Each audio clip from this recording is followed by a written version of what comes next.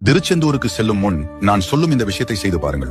உங்களது வாழ்வில் உள்ள அனைத்து சங்கடங்களும் நீங்கி முருகன் உங்களுக்கு செல்வத்தையும் வரத்தையும் வாரி வழங்குவார். இந்த விஷயத்தை யாரும் உங்களிடம் கூறியிருக்க மாட்டார்கள். நீங்கள் முருக பக்தராக இருந்தால் இந்த பதிவை லைக் செய்து வெற்றிவேல் முருகனுக்கு அரோகரா என்று காமெண்ட் செய்யுங்கள். இது போன்ற முருகனின் வீடியோகளுக்கு இந்த சேனலை சப்ஸ்கிரைப் செய்யுங்கள். பொதுவாக முருகனது அறுபடை வீடுகளில் திருச்செந்தூர் தனித்துவம் பெற்றுள்ளது. ஒரு தொழில் தொடங்குவதற்கு முன்பு திருச்செந்தூர் முருகனை தரிசித்து வந்தால் அந்த தொழில் வெற்றி அடையும் என்பது பலரின் நம்பிக்கை. சரி, திருச்செந்தூர் முருகனை வழிபடும் முன்பு நாம் செய்ய வேண்டியது என்ன? திருச்செந்தூருக்கு செல்லும் முன்பே ஒரு கைப்படி கல் உப்பை உங்களது வீட்டிலிருந்து எடுத்து ஒரு மஞ்சள் துணியில் கட்டி வைத்துக் கொள்ளுங்கள்.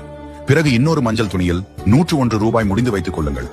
பிறகு அந்த உப்பை உங்களது பேக்கில் வைத்துக் கொண்டு திருச்செந்தூருக்கு சென்று மனதார முருகனை வழிபட்டு வாருங்கள். வீட்டிற்கு வந்தவுடன் அந்த கல் உப்பை நீங்கள் சமையலுக்கு அனுதினமும் பயன்படுத்தலாம்.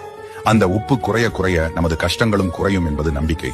உங்களது வேண்டுதல் நிறைவேறியவுடன் திருச்செந்தூருக்கு சென்று அந்த 101 ரூபாய் காணிக்கையை செலுத்தி வாருங்கள். இதை செய்தால்